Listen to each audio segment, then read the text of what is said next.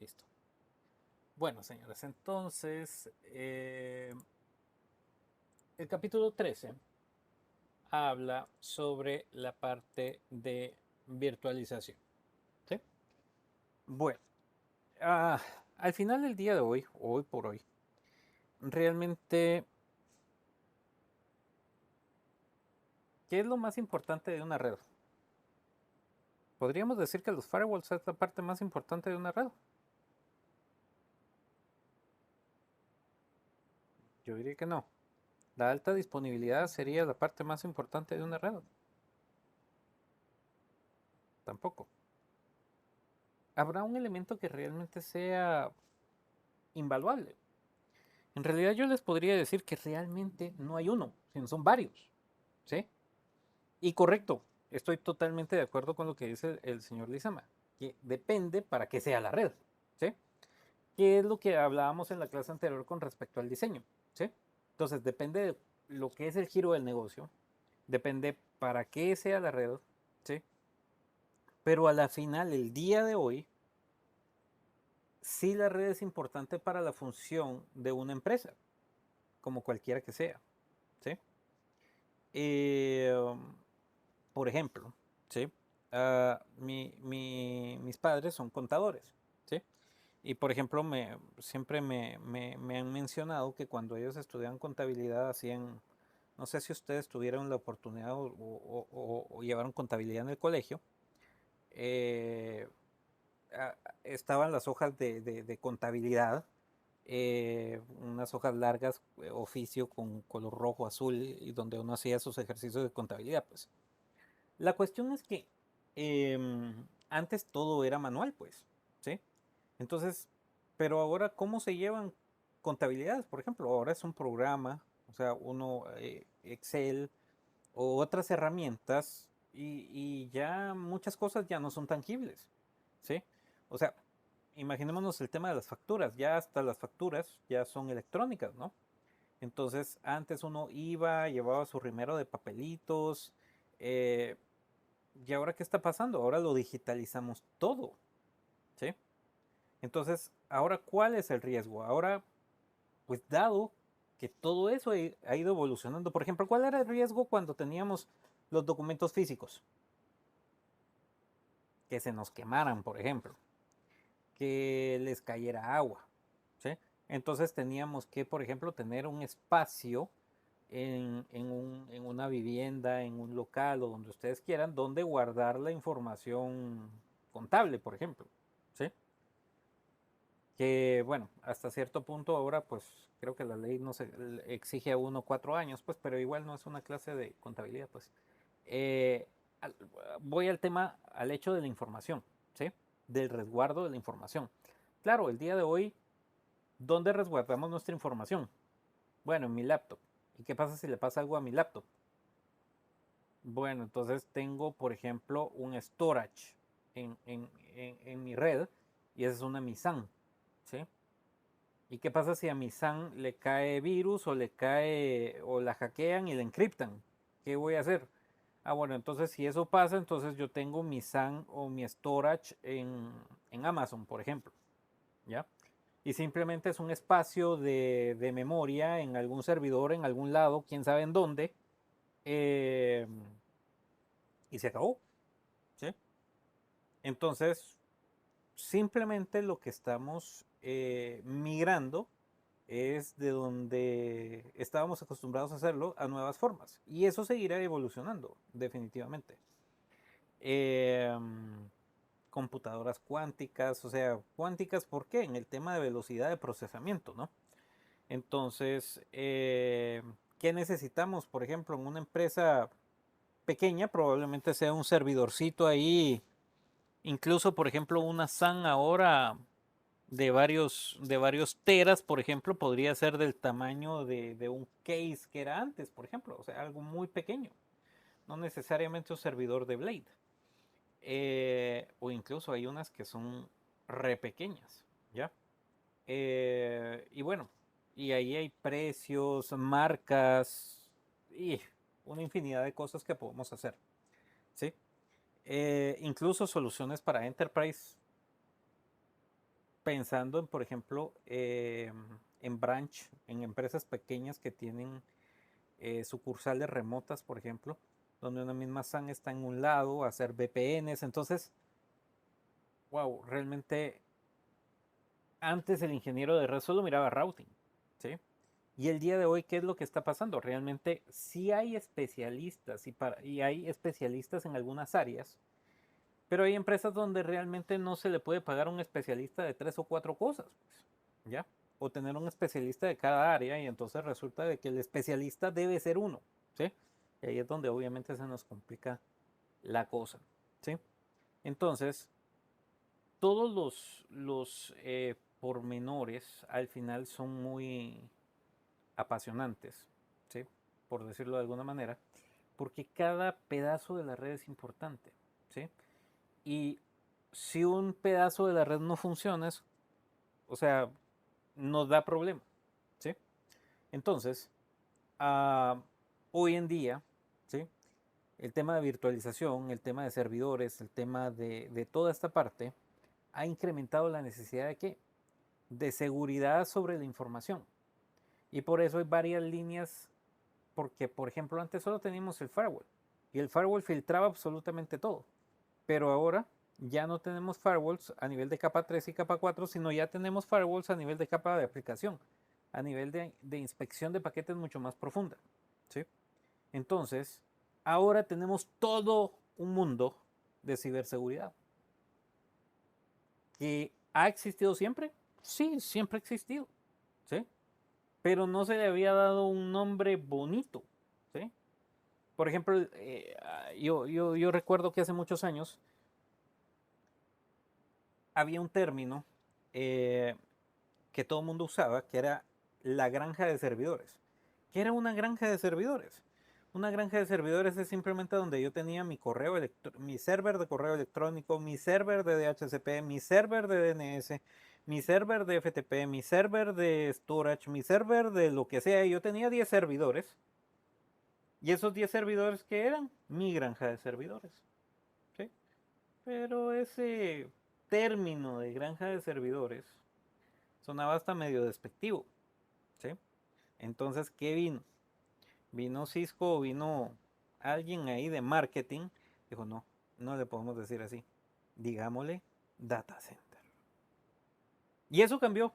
Y eso revolucionó porque si no tenía uno un buen data center, entonces no estaba in con la tecnología. Y entonces, ¿qué empezó? Empezó a evolucionar la parte de data center. Y cuando empezó a evolucionar la parte de data center, entonces empezó a evolucionar la parte de virtualización.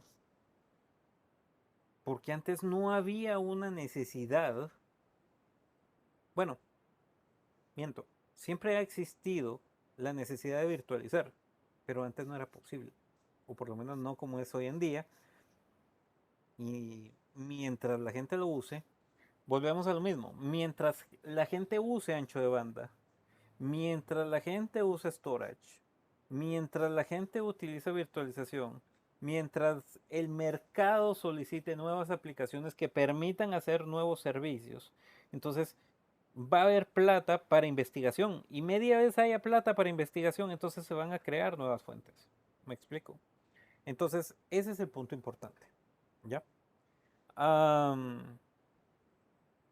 Entonces, el tema es el siguiente, ¿sí? Y ahí entramos a la parte de virtualización, ¿sí? Ok. Entonces, ¿qué tenemos que ver? Cloud computing, virtualización, infraestructura de la red virtual, software defined network y los controladores, ¿sí? Bueno, de hecho aquí hay un par de temas. Entonces, ¿qué tenemos por cloud computing? O comput procesamiento en la nube, ¿sí? Eh, ¿Qué es la nube? ¿Sí? ¿Qué es la nube? ¿Cómo definimos qué es la nube?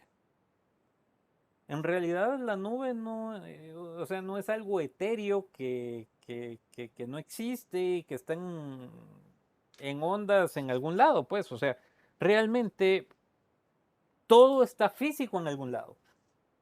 Pero le llamamos nube porque realmente no sabemos exactamente, físicamente, dónde está. ¿Sí? Pero sabemos que es algo tangible. Al final del día, es algo tangible. ¿Sí? Un servidor, un espacio, memoria, un servidor que está en algún data center en algún lado. ¿Sí? Pero tiene que ser algo físico. ¿Sí?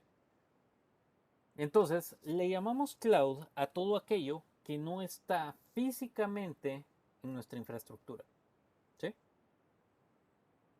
Entonces, cloud va a ser algo externo a nuestra infraestructura. Bueno, entonces, dentro de la parte de cloud, ¿sí? Entonces, tenemos varias ventajas, ¿sí?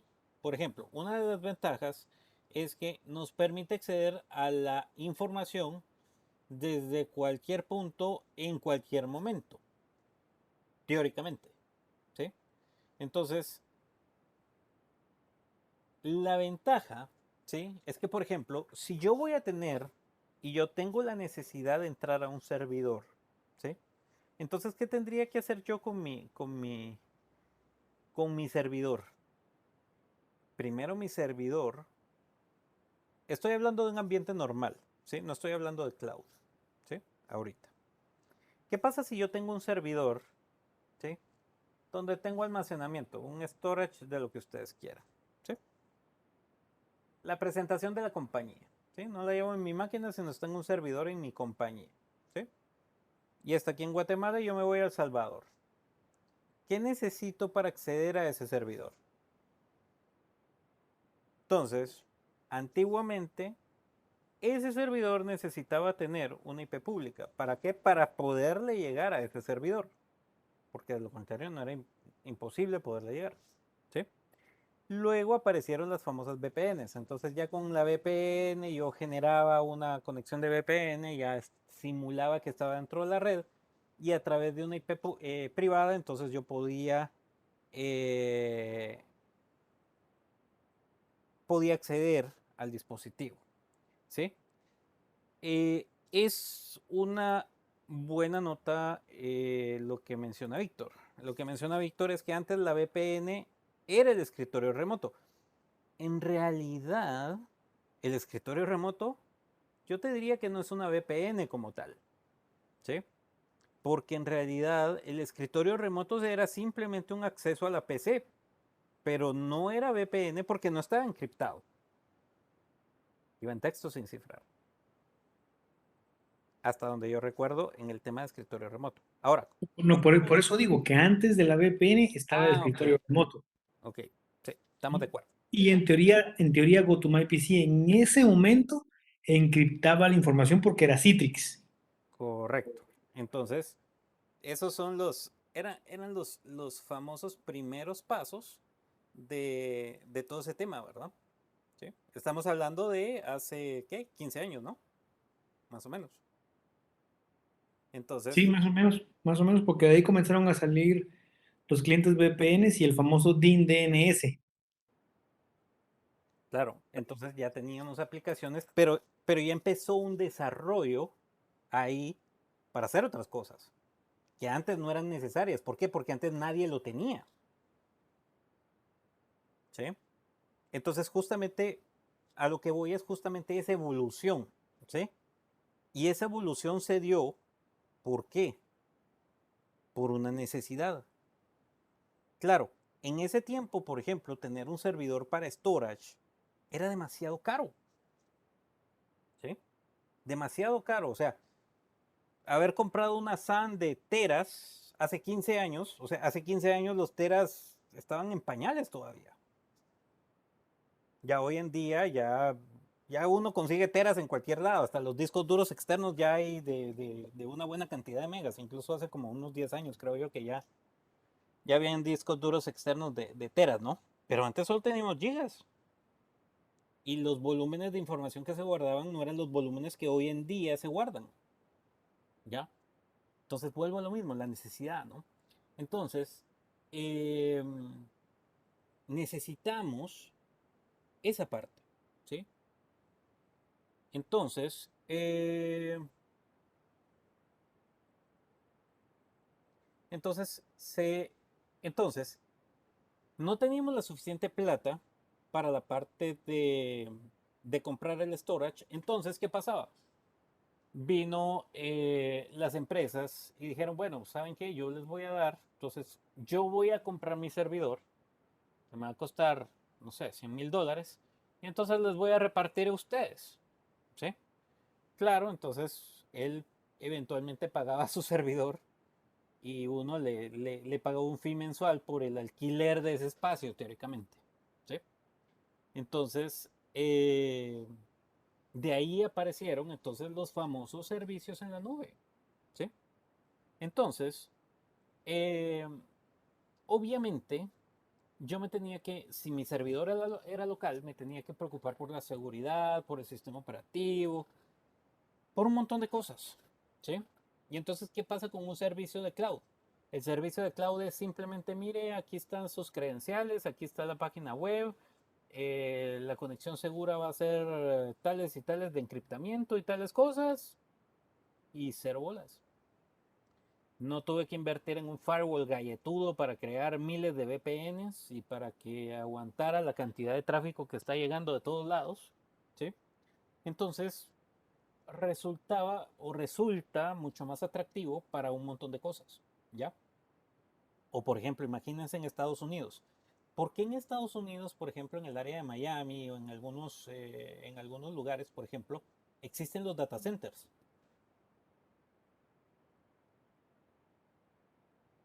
El data center, por ejemplo, que es un data center. Aquí hay aquí hay dos términos que deberíamos de ser importantes, data center. Bueno, entonces el data center es justamente esto, ¿sí? O sea, donde están nuestros servidores y ahí está toda nuestra información, ¿sí? Miren qué bonito, miren qué chilero, ¿sí? Entonces, todas las empresas deberían de tener un data center, ¿sí? Claro, una empresa pequeña no va a tener 50 racks ahí, ¿ya? O sea, a lo sumo tendrá uno y va a tener un par de servidorcitos y se acabó. Pero esos par de servidorcitos costaron $30,000, por ejemplo, ¿sí? ¿Y qué pasa si, por ejemplo, en el área de Miami o en el viene y pasa el huracán, pasa un tifón, pasa y se llevó todo y se fue el data center y mi servidor en dónde quedó? ¿Quién sabe? Perdí $30,000 y estoy siendo en alguna medida bastante conservador en el tema de los $30,000, ¿sí? Pero creo que en Guatemala es muy común que les digan colocation, ¿no? Correcto. Entonces, por eso justamente ese era mi segundo término, o sea, para aclarar los términos, ¿sí? En algunos lugares le llaman data center, ¿sí? Pero en realidad,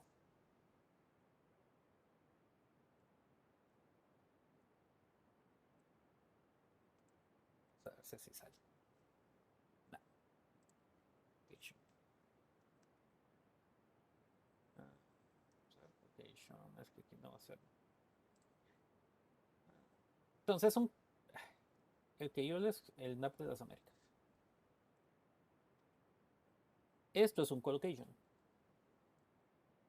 Esto es un edificio, ¿sí? Algunos le dicen que es el NAP, este es el NAP de las Américas, esto está en Miami, ¿sí?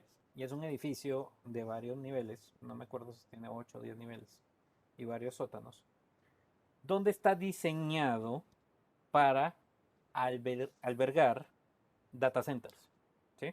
Aquí es donde las empresas grandes, como Verizon, Sprint y todos, las empresas llevan sus equipos, y entonces sale una fibra óptica de este colocation hacia la oficina final de donde estén las oficinas del cliente. Entonces todos los equipos están aquí y entonces prácticamente de las oficinas finales pues simplemente hay un enlace o una conexión. ¿Sí? En nuestro caso aquí en Guatemala, ¿sí? Existen varios data centers. ¿Sí?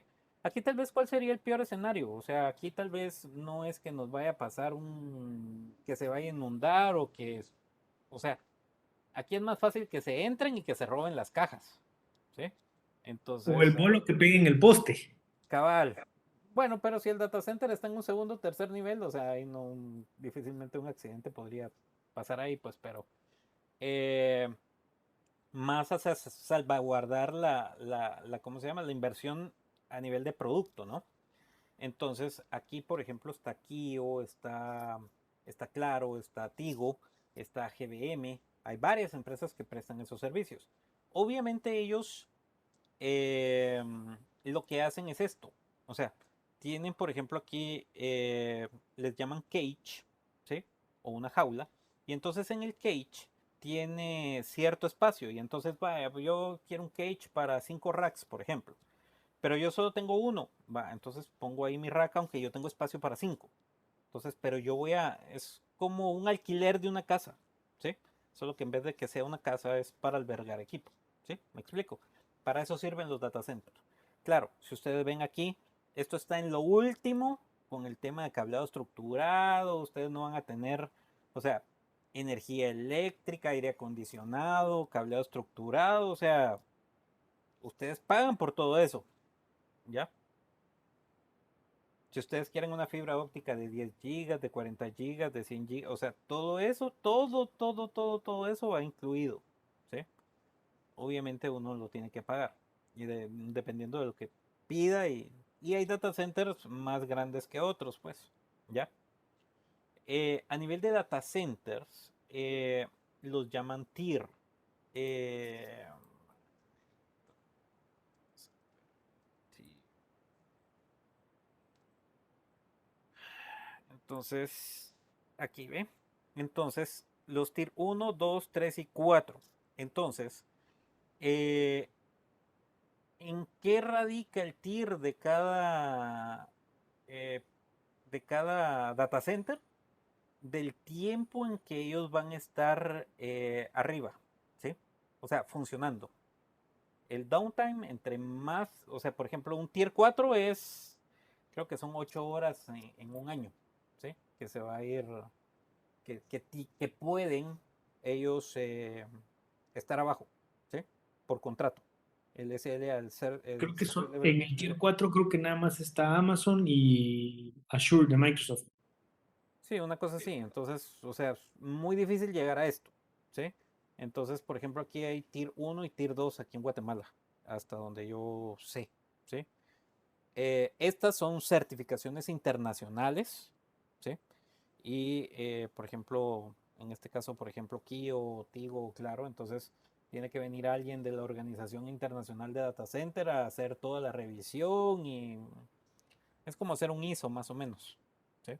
Entonces, pero son cosas complicadas. Bueno, me estoy yendo un poco por la tangente por esto, dado que, o sea, quiero que entiendan justamente que hay diferencias y por qué buscamos este cloud computing, ¿sí? Para que entendamos el por qué, ¿ya? Entonces, ¿qué es lo que está pasando? Entonces nosotros tenemos servicios. Entonces, software as a services, SaaS, platform as a services y infrastructure as a service, ¿sí? Entonces tenemos tres tipos de servicios de cloud, ¿sí? Entonces, software as a services. Entonces, esto es que yo voy a alquilar un software. ¿Para qué? Para dar un servicio. Platform as a Service es, yo voy a alquilar un espacio físico. Esto es hardware, ¿sí? Esto es software, esto es hardware, ¿sí? Y el Infrastructure as a Service es muy parecido, pero es, digamos, una mezcla de estos dos, porque no es, o sea, en esto solo me van a dar el hardware, ¿sí? Nada más. En esto solo me van a dar el software. Y aquí me están dando hardware y software. Que este, digamos, es uno, es el común, ¿sí? Entonces, aquí es donde tenemos las definiciones, ¿sí? Entonces, dentro de los tipos de cloud que tenemos los públicos, los privados, los híbridos y los comunitarios, ¿sí? Eh, Importante, vuelvo a insistirles, aquí hay muchas cosas que aplican Porque recuérdense que la mayoría, bueno, no la mayoría de cosas, todas están diseñadas para Estados Unidos, ¿sí? Y recuérdense que no todas se aplican para, obviamente, para todos los mercados y para todos los países, ¿ya?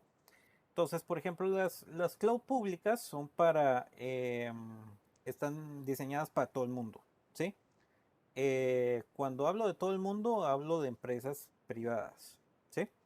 Cuando son nubes privadas, están disponibles solo para gobierno, ¿sí? O sea, es un servicio solo para gobierno.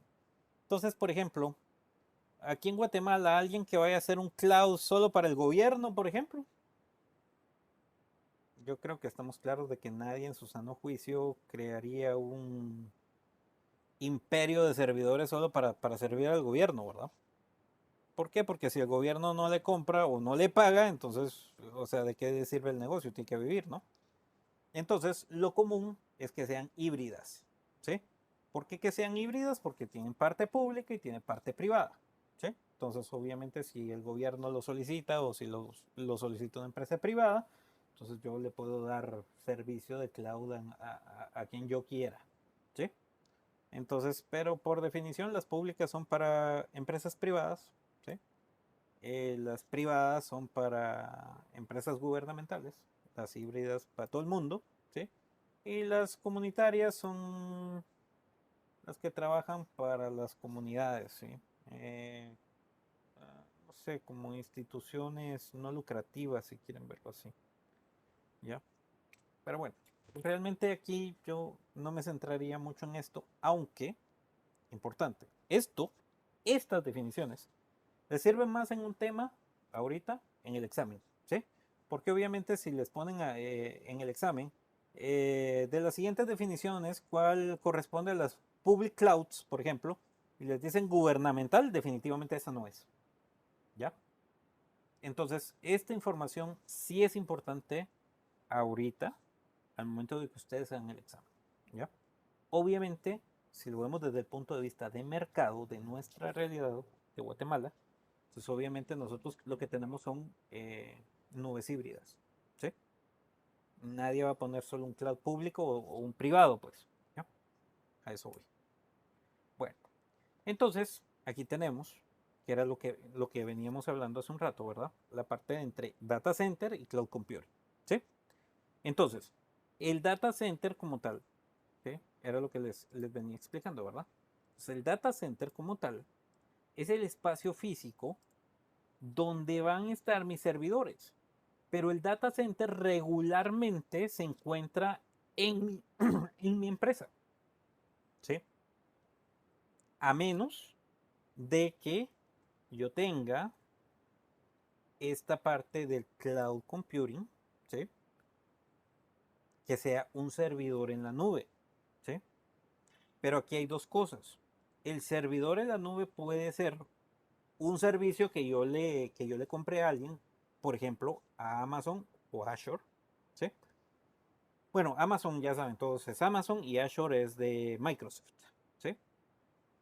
Tal vez si no les suena eso, por ejemplo, o sea, al final, ¿qué son ellos? Son storage en algún lado, que tal vez es un poco más coloquial para nosotros, o sea, un storage en otras marcas de storage en la nube, un Dropbox, por ejemplo, tal vez Está sepas. Google Cloud Platform, está el de Alibaba, está el de Oracle, IBM también tiene, pero el mercado está segmentado en tres: AWS de Amazon, Microsoft Azure y Google Cloud Platform. Ok, entonces gracias, Víctor. Entonces, incluso, o sea, la parte de Google eh, que también lo usa. De hecho, por ejemplo, también, por ejemplo, la gente de Macintosh, de Apple, tiene su sistema de cloud para los teléfonos, ¿verdad? Entonces, la gente dice obviamente que el cloud de Apple es muy caro. Entonces, ¿qué hace? Compra el cloud de Google y ahí tiene su respaldo, pues. Me explico. Entonces, al final es simplemente el storage en dónde está. Y hay diferentes empresas y así de empresas hay precios y funcionalidades pero al final, ¿qué estamos haciendo? O sea, al final es hardware en algún lado que no sabemos dónde está. ¿Sí? De hecho, podría estar bajo la cama de alguien. ¿Sí? Yo hace algunos años tuve la oportunidad de trabajar bueno, de darle clases a un compañero, a un alumno. Me decía, mira, es que yo trabajo de eso. De verdad, le digo, ¿en dónde tenés tu data center? En mi casa, me dice. Ok, le digo yo. ¿Y qué tenés? ¿Servidor de rack o tenés un Blade? ¿Sí? El servidor de Blade es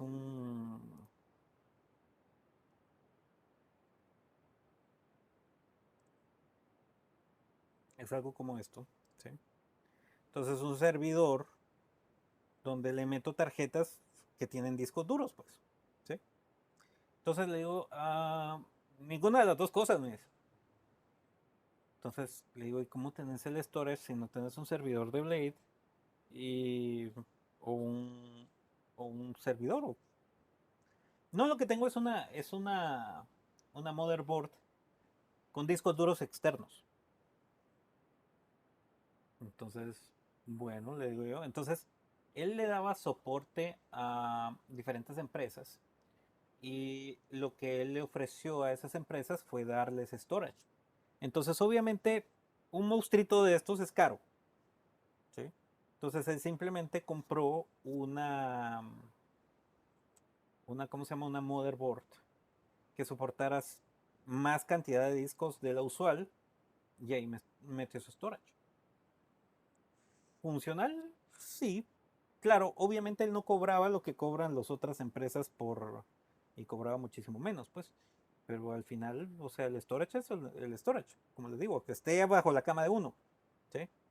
¿Qué le pasó? Al final me contaba, mira, es que al principio se calentaba la motherboard por la cantidad de discos, entonces no le podía poner cierta cantidad de discos. Ya la motherboard ya mejoraron y entonces para que no se calentara la saqué del case.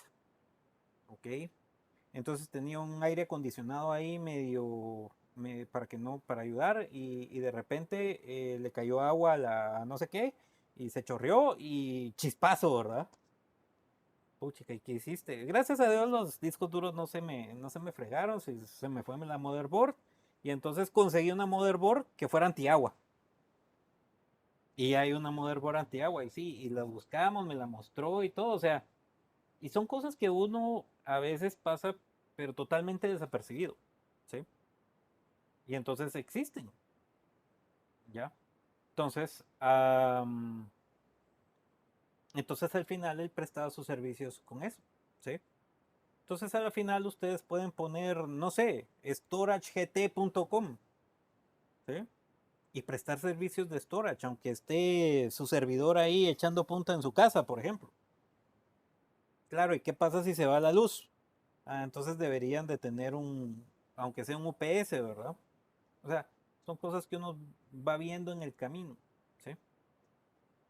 Al final todas las grandes empresas, obviamente, en este caso Azure y todo esto, o sea, han invertido cualquier cantidad de millones de dólares en infraestructura para que todo esto de servidores, energía, aires acondicionados, estén a lo último para que eso no falle. ¿Sí? Invierten en seguridad, en equipamiento, en infraestructura, en todo, ¿ya? Claro, si lo multiplicamos por la cantidad de clientes que ellos tienen, entonces por eso lo hacen un negocio muy rentable, ¿sí? Pero seguramente en sus inicios no fue así. Queda clara la diferencia entre un data center y un cloud computing, ¿sí? Realmente ese era mi objetivo, tratar de mostrarles las dos caras de la moneda, ¿sí? Y muchas veces no tenemos la suficiente plata para comprar servidores, entonces el cloud computing o el Amazon o el Azure o el Google son una opción muy viable para nosotros mientras que logramos capitalizar o la empresa mientras que logra capitalizar, entonces pueda obtener el recurso, ¿sí? Incluso algunas empresas cuando ya tienen el capital pues compran su servidor y siguen manteniendo una copia de respaldo en estos sitios, ¿sí? Justamente por un tema de respaldo, ¿ya? Bueno, preguntas.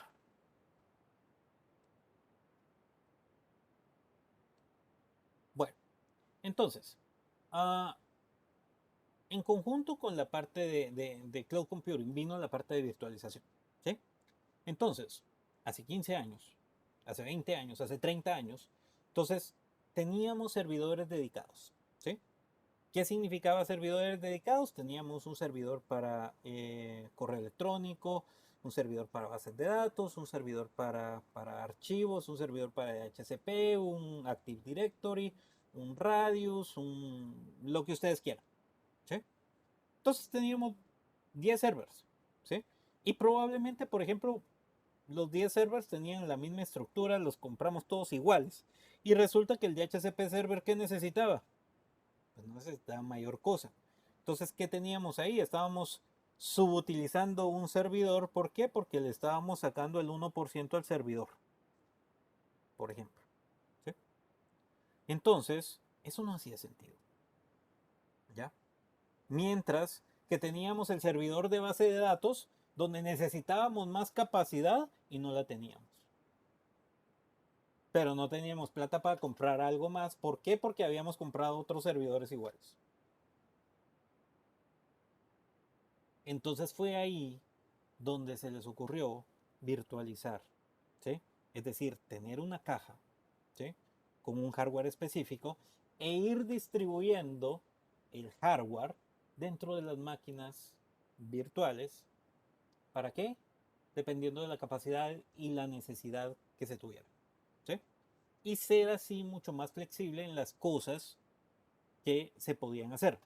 Ahora, ¿cuál es el problema? ¿Cuál es el problema de llegar a este tipo de momento? ¿Sí? Que por ejemplo, si mi servidor de DHCP llegaba a fallar, falló el servidor de DHCP, pero todos los demás siguen funcionando. Pero ¿qué pasa si este servidor es uno solo y se va la luz de este servidor? O sea, todo lo que está dentro virtualizado se va a ir con Pancho. ¿Me entienden? Si falló la fuente de poder de ese servidor donde estaba todo virtualizado, se cayó todo. Entonces, es un arma de dos filos. ¿Sí? Claro, tenemos la ventaja de la virtualización, de mejorar la distribución del hardware y de las aplicaciones y todo eso, pero el hardware es hardware. Y entonces aquí es como que estamos metiendo todos los huevos en la misma cesta, ¿sí? Como diría un amigo por ahí.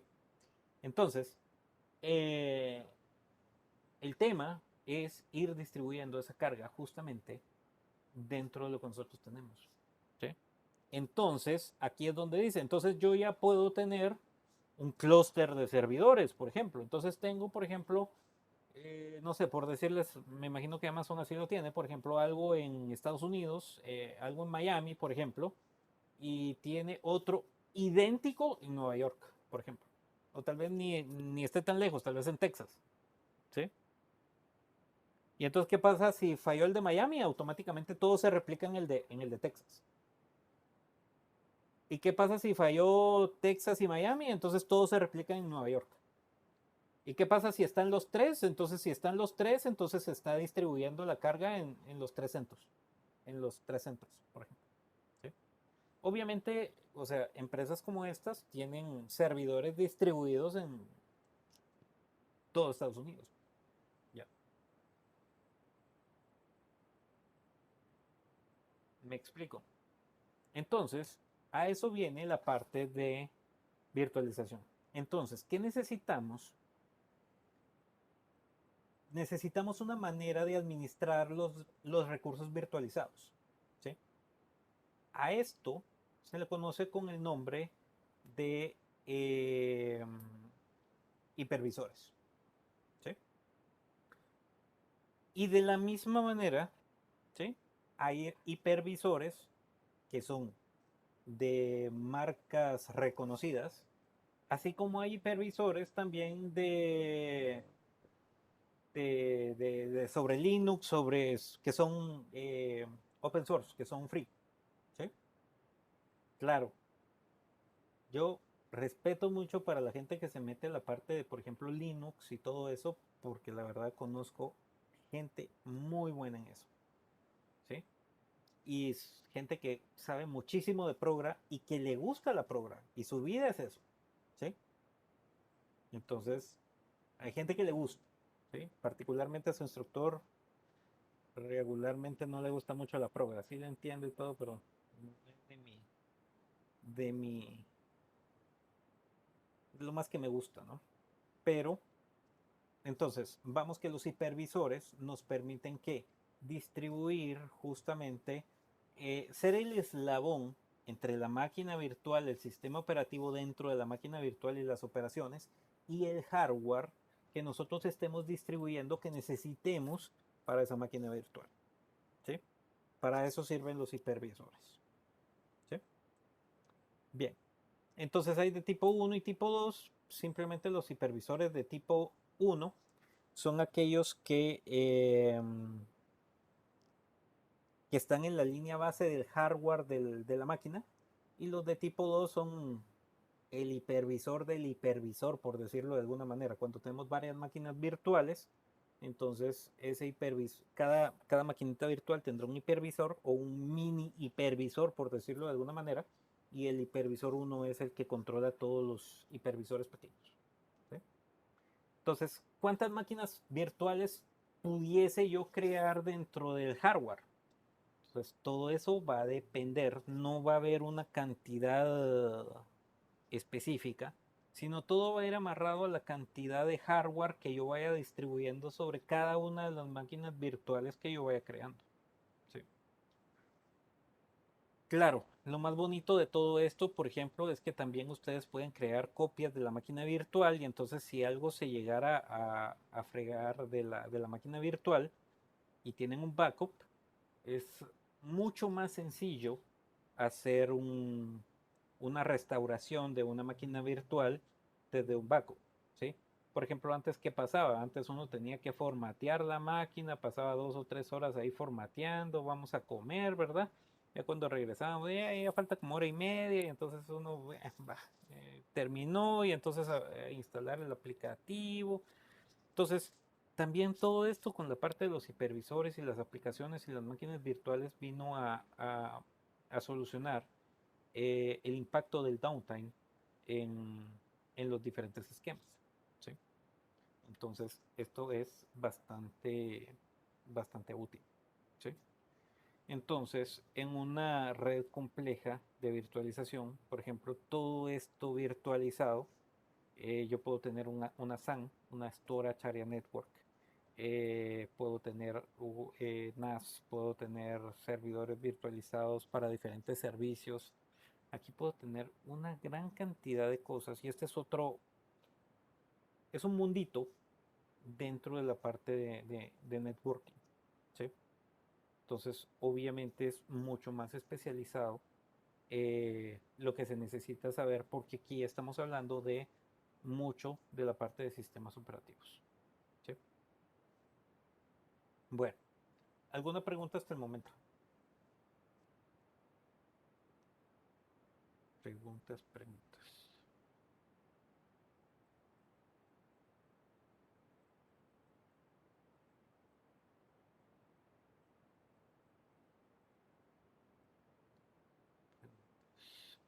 ¿No? Bueno, entonces vamos a la parte de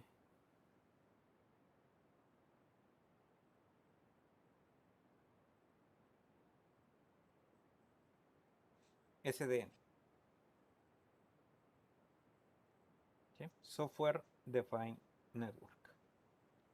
Para la parte de SDN, Software Defined Network,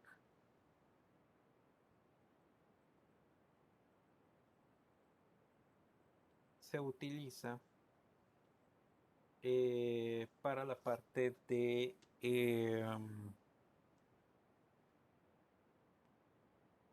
hacer cosas. Normalmente nosotros tenemos en un equipo dos planos, el plano de control y el plano de datos, ¿sí? Eh, el plano de datos, ¿sí?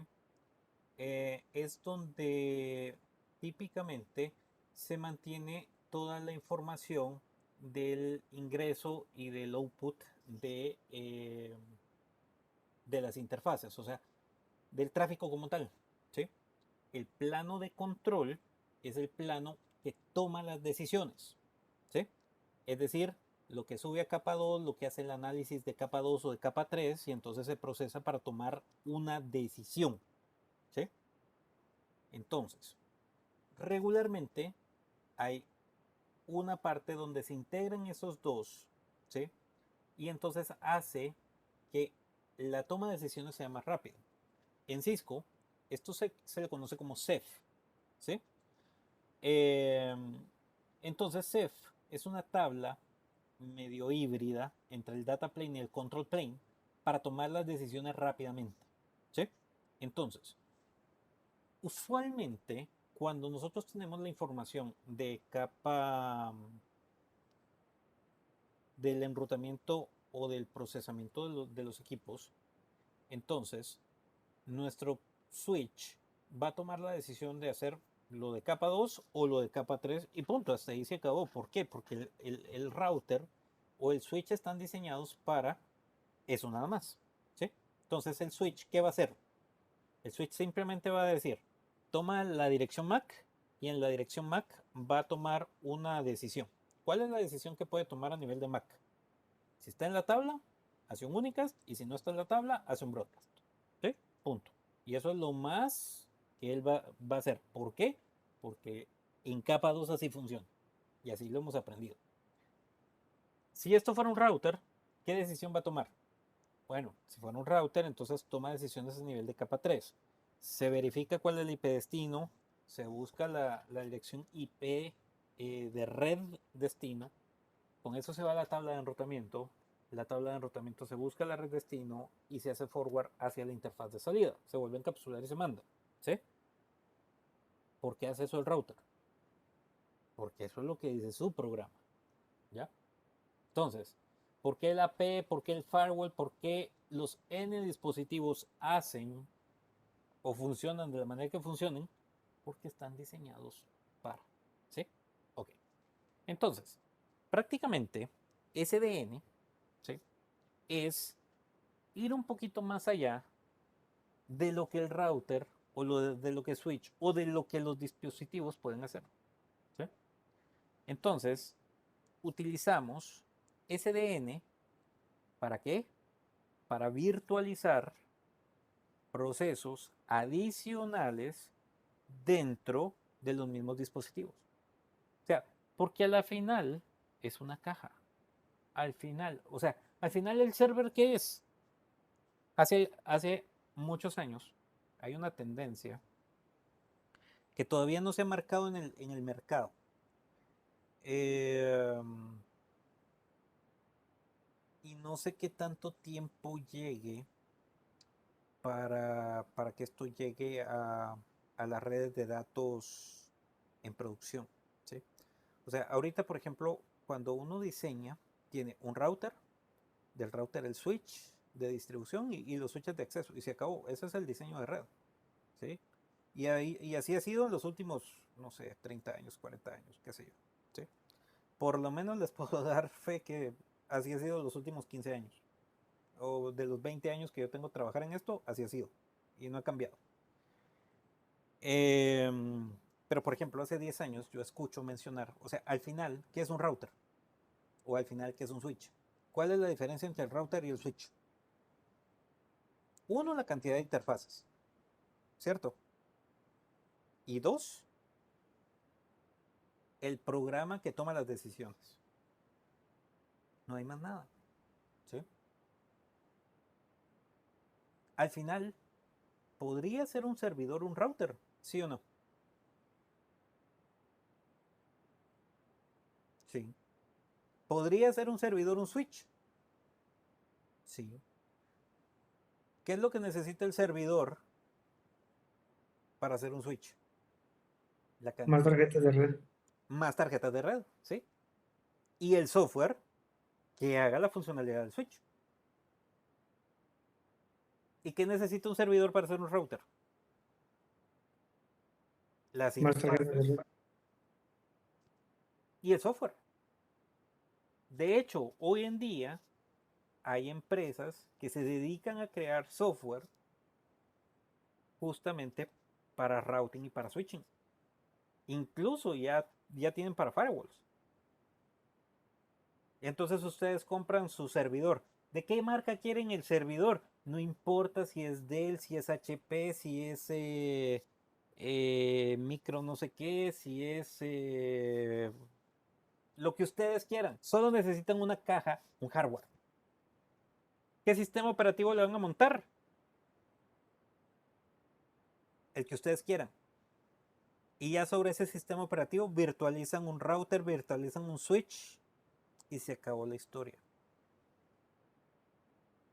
Necesito comprar yo un router de, por decirles algo, de $100,000 para hacer un mega router.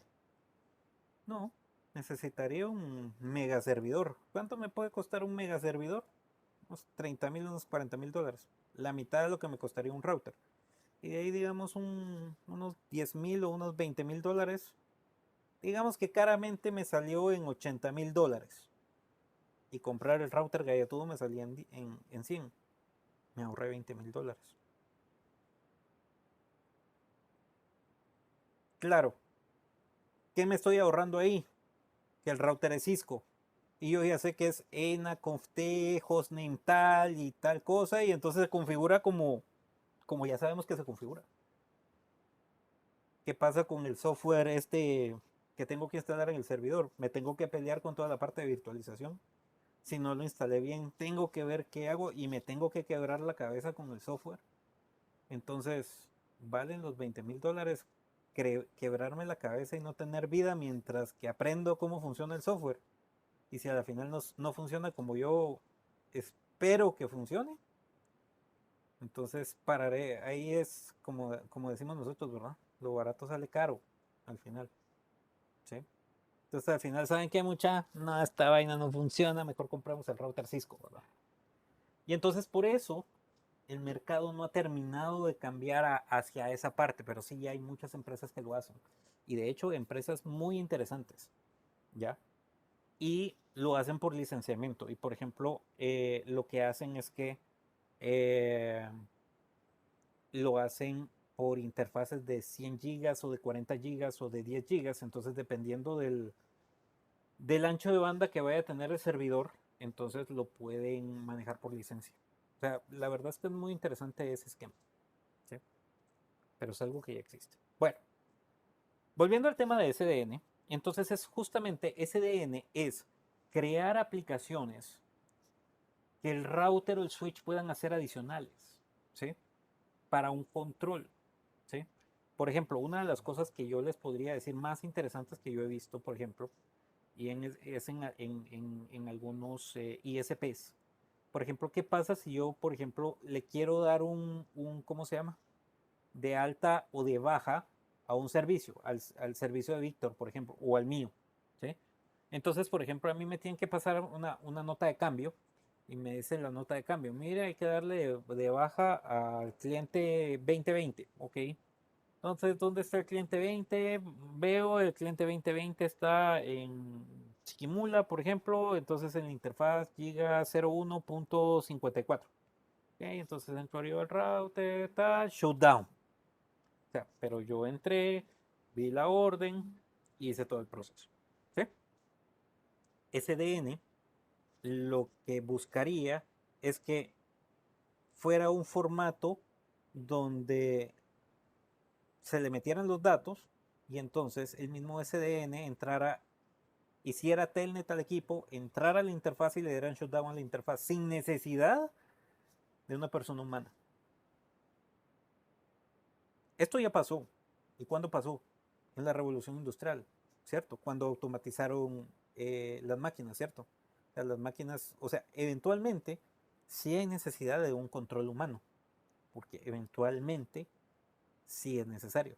Pero en vez de que hayan 50 personas activando y botando servicios, va a haber dos personas que estén administrando y revisando que todos los procesos se estén ejecutando de manera adecuada. Entonces la empresa al final, ¿qué se ahorró? 48 personas. Sí. ¿Me explico? Entonces, pero la fumada de ese sistema o de esa progra es SDN. ¿Se entiende? Entonces, ya hay aplicaciones, por ejemplo, de los vendors, donde para su marca, entonces ellos ya pueden empezar a experimentar con hacer cosas de este tipo, internas. ¿Sí? Entonces, dentro de todo este proceso de SDN está OpenFlow, OpenStack y otros componentes. El OpenFlow es ¿cómo se llama? Un protocolo para la comunicación entre routers, switches, access points y controladores. O sea, un controlador sería un cerebro externo que se va a encargar de controlar todos. ¿Sí? Hagan de caso que es como, no sé, como una consola de administración. ¿Sí?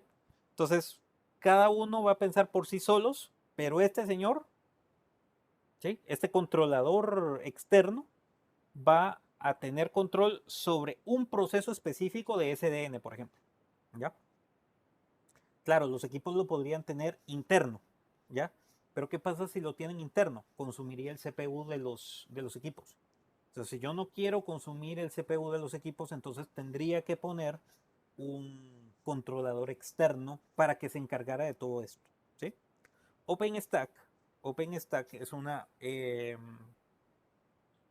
como les decía, es la parte de virtualización donde yo voy a agarrar un pedacito de memoria del router para hacer la parte de SDN interna. ¿Sí? Entonces es lo que yo voy a reservar, lo que le voy a quitar al router. Entonces, o sea, volvemos al mismo punto de hace un rato. ¿Sí? El servidor puede ser un router o el servidor puede ser un switch. Entonces, el router o el switch podrían ser un servidor. Podrían virtualizar procesos. Y eso es lo que quiere o eso es lo que busca SDN. Entonces, ¿qué va a tomar? Un pedacito de memoria, ¿sí? Pero para eso, ¿qué necesita? Un software especializado para ejecutar esa funcionalidad. ¿Ya? Eso no lo hace el iOS normal. Eso no lo hace el iOS común y convencional. Entonces se necesitan plataformas y otros software especiales para ejecutar este tipo de, de infraestructura. Claro, ya esto ya se hace en las versiones nuevas de iOS. Si ustedes tienen versiones viejas, eh, entonces, pues estas cosas no se pueden hacer todavía.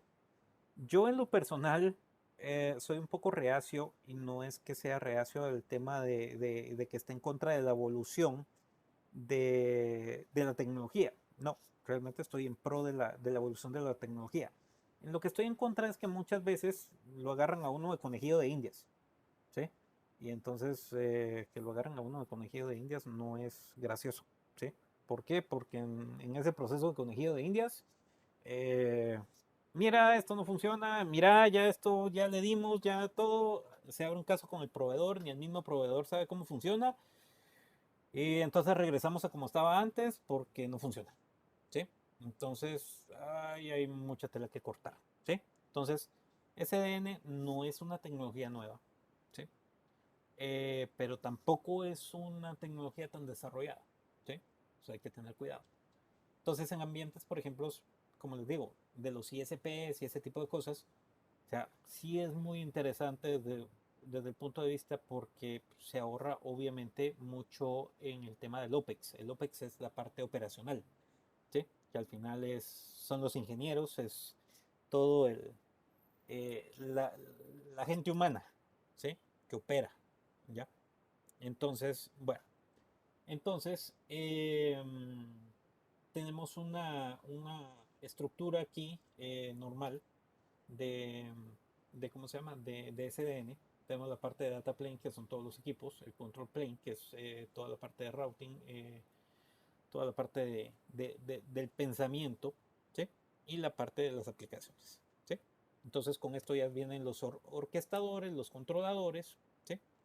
Entonces prácticamente aquí, como les decía, ¿verdad? O sea, si yo agarro los equipos pueden tener su forma de SDN, pero yo estoy tomando recursos del equipo para que haga eso. O sea, de hecho ya los estoy tomando para hacer esos procesos, pero si le pongo el aplicativo ahí para que él piense adicional, entonces los estoy como que usando más allá de lo que deberían de estar diseñados. Claro, si lo hago con ciertos volúmenes de tráfico no hay problema, pero si ese volumen de tráfico excediera lo que hay, entonces ahí empiezan los problemas por un tema de capacidad. Entonces, por eso es que se recomienda que haya un SDN controller. Ese SDN controller es una máquina adicional que entonces se va a comunicar con todos los dispositivos. ¿Para qué? Para hacer la parte de SDN. O sea, toda la parte de switching o de routing o de lo que sea que haga el equipo normalmente ahí no se va a meter. ¿Ya? O sea, se va a meter en los procesos adicionales que nosotros querramos que él haga. ¿Sí? Por ejemplo, el hacer, no sé, un programa para que haga inventarios, por ejemplo, y saque un inventario cada mensual. Claro, yo podría hacerlo a nivel de SDN, pero eso no lo puedo hacer a nivel de SNMP. Sí, lo pueden hacer a nivel de SNMP. ¿Y eso de hacerlo a nivel de SNMP me crea problemas? No. Y de hecho así se hace el día de hoy. Entonces, ¿por qué hacerlo SDN? Porque es la nueva forma de hacerlo. ¿Ya? Entonces, que sea la nueva forma de hacerlo no implica que sea más práctica. ¿Sí? Por hablar de un ejemplo muy en particular. ¿Sí? Pero yo conozco a gente que dice, ah, no, qué chilero, sí, como sí se puede hacer con SDN, hagámoslo ahí, ¿no? Ah, vuelvo a insistirles, a veces por tratar de hacerlo mejor nos complicamos o nos metemos a camisa de 11 varas. ¿Sí? Bueno, entonces aquí tenemos tablas y diferentes cosas en el tema del SDN. ¿Sí? Tenemos los controladores adicionales, tenemos los APIC, que son los controladores especiales para todo esto. Y por ejemplo, toda esta parte está muy orientada a la parte de data centers. ¿Sí? Y toda la parte de data centers, entonces estamos hablando de la serie de los Nexus. ¿Sí? Entonces, aquí, por ejemplo, entonces tenemos toda una infraestructura de data center, o sea, volvemos a este tema, ¿sí? A un data center, ¿sí? Donde ahí van a estar nuestros servidores y ahí van a estar todo. Y entonces toda esta información va a fluir a través de la plataforma de Nexus y entonces los Nexus vamos a ponerle a hacer cosas más adicionales que no haría un switch normal, por ejemplo. ¿Ya? Pero eso lo tenemos que ver. Entonces tenemos el APIC, ¿sí? O los controladores adicionales para poder hacer todo esto. Nexus ya trae hardware especializado para poder hacer esas funcionalidades y así no sobrecargar los equipos. ¿Sí? Entonces, pero esa línea de Nexus es muy especializada y por eso obviamente entre comprar un Catalyst y un Nexus va a ser mucho más caro un Nexus. ¿Sí? ¿Ya? Porque hay muchas cosas más que él puede hacer. ¿Me explico? Bueno, entonces esto prácticamente es la columna vertebral de todo este proceso. ¿Sí? Entonces el controlador va a ser base para que todo esto funcione bien.